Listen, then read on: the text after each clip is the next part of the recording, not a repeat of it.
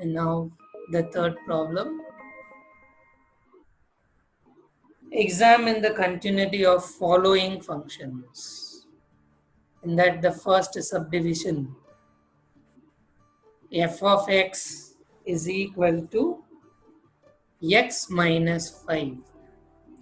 It's a very obvious case. Let's have the shorter version of the proof. We have done the proof elaborately in the previous two problems. Now let's do it in a simple way. We are given f of x is equal to x minus 5. Let c be any real number. C be any real number. So what about f of c? F of c is going to be c minus 5, which is defined, which is a finite value for all c belongs to R. Also, limit x tends to c, f of x, that is equal to limit x tends to c, x minus 5, that is equal to c minus 5. So here we have limit x tends to c, f of x is equal to f of c for all c belongs to R. So we can claim f of x is continuous in R. So this implies f of x is continuous in R.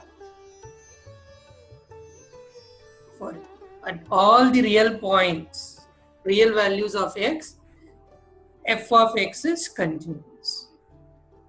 Now let's continue with subdivision B. We'll wind up the session with the third problem. So at B, we are given f of x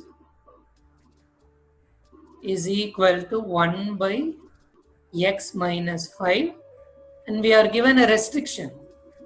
X is not equal to 5.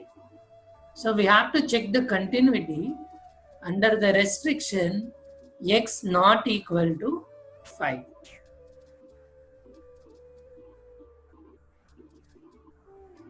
It's better if you do the left hand limit and right hand limit for each and every problem, but the difference on the mark it carries. So these are all the polynomial functions which are obviously continuous in the domain. So we have discussed the shorter version of the problem. Now let x be any real number, c be any real number. Take any real number c. Then what about f of c? F of c is 1 by c minus 5.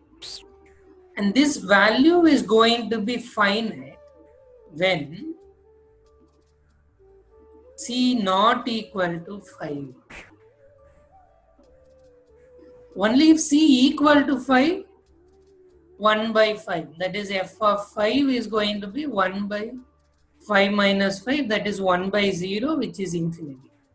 So for all other values, c not equal to 5, f of c is 1 by c minus 5, which is defined. Similarly,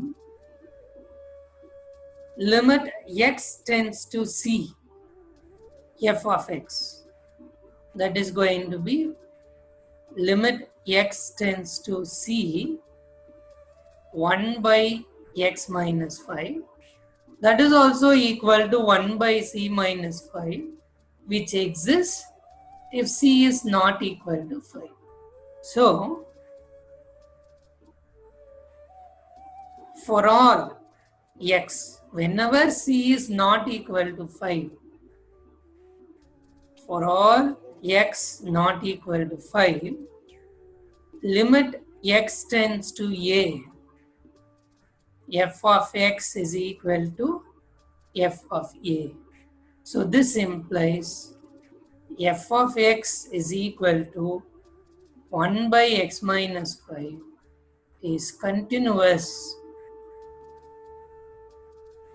if x is not equal to 5. Now let's discuss the subdivision C. We have got only two more subdivisions, C and D. In this case, we are given f of x. We have to examine the continuity of f of x is equal to x squared minus 25 by x plus 5, given x not equal to minus 5. So again, those three conditions we have to check. F of x is defined at minus 5, at points other than minus 5. Limit exists at the point other than minus 5. And finally, we have to conclude both these values are equal. Then we can claim f of x is continuous for all values not equal to 5. So the solution part, we are given f of x is equal to x squared minus 25 by x plus 5. Consider a real number c. Check whether f of x is defined for all real values of c.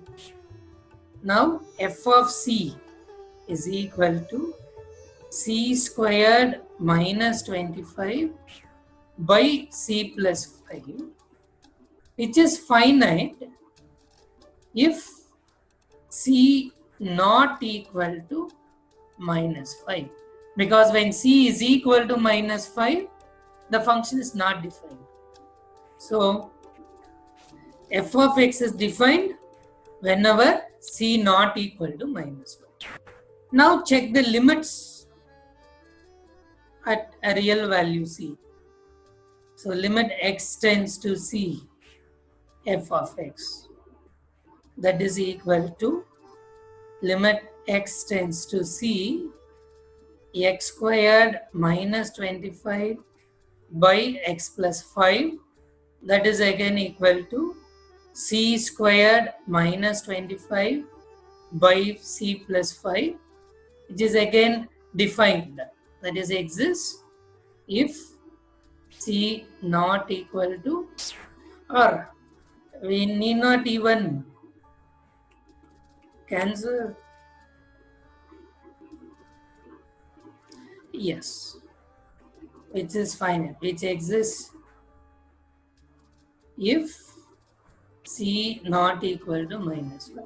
Of course, it exists even at c is equal to minus 5, because if you take limit x tends to 5, c square x squared minus 25 by x plus 5, it is equal to limit x tends to 5. The numerator can be factored, or minus 5. X plus 5 into x minus 5 by x plus 5. So cancelling out the common factors,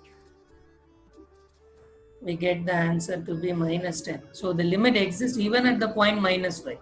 So if they have not given the restriction x not equal to minus 5, c x is equal to minus 5 will be a point of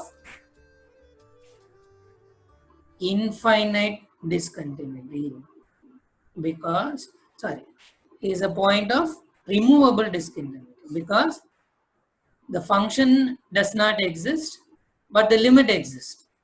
So it is a point of removable discontinuity. Anyway, here it's not the case of discussion, because we don't, x is equal to minus 5 is removed from the point. So the function is defined at all points other than minus 5, and the limit also exists at all points other than minus 5. So we have limit x tends to a, f of x, and they both are equal to f of a for all a not equal to minus 5 and a is any real number. So this implies f of x is equal to x squared minus 25 by x plus 5, x not equal to minus 5 is continuous. That is, it is continuous all other points other than minus 5.